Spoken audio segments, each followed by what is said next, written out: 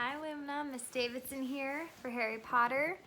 We're on our last chapter of the book and we're still thinking about what J.K. Rowling's purpose was for writing Harry Potter and remembering our author's purpose easy as pie, persuading, informing, or entertaining for the reasoning for writing. And we are on chapter 17, and we just finished page 292 if you're following along in your own book. And Professor Quirrell had Harry stand in front of the mirror and tell him what he saw when he looked into the mirror. I see myself shaking hands with Dumbledore, he invented. I've won the house cut for Gryffindor. Quirrell cursed again. Get out of the way, he said, and Harry moved aside. He felt the Sorcerer's Stone against his leg. Does he make a break for it? But he hadn't walked 5 paces before a high voice spoke, although Quirrell wasn't moving his lips. He lies! He lies! Potter, come back here, Quirrell shouted. Tell me the truth. What did you just see?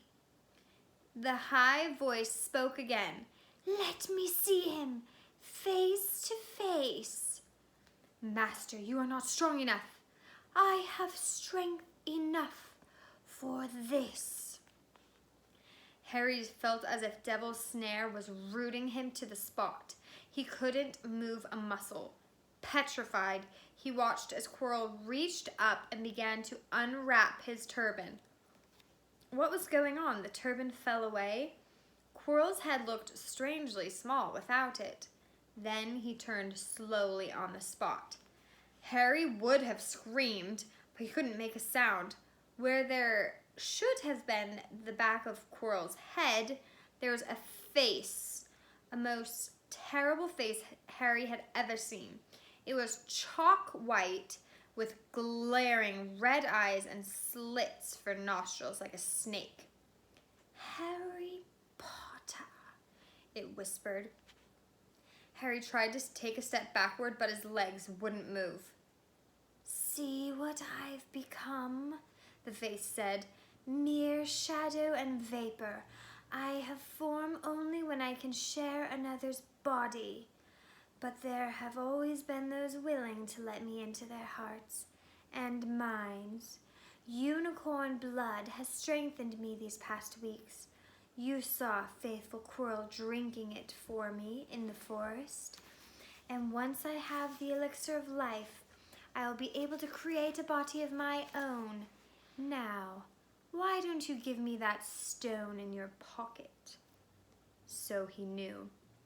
The feeling suddenly surged back into Harry's legs. He stumbled backward. Don't be a fool, snarled the face. Better save your own life and join me, or you'll meet the same end as your parents. They died begging me for mercy. Liar! Harry shouted suddenly. Quirrell was walking backward at him so that Voldemort could still see him. The evil face was now smiling. How touching, it hissed. I always value bravery. Yes, boy, your parents were brave. I killed your father first and he put up a courageous fight. But your mother needn't have died. She was trying to protect you. Now give me the stone unless you never want her to have died in vain. Never! Harry sprang toward the flame door, but Voldemort screamed, Seize him! And the next second, Harry felt Quirrell's hands close on his waist. At once, a needle-sharp pain seared across Harry's scar. His head felt as though it was about to split in two. He yelled, struggling with all his might, and to his surprise, Quirrell let go of him. The pain in his head lessened. He looked around wildly to see where Quirrell had gone and saw him hunched in pain, looking at his fingers. They were blistering before his eyes. Seize him! Seize him! Shrieked Voldemort again, and Quirrell lunged, knocking Harry clean off his feet, landing on top of him, both hands around Harry's neck. Harry's scar was almost blinding him with pain.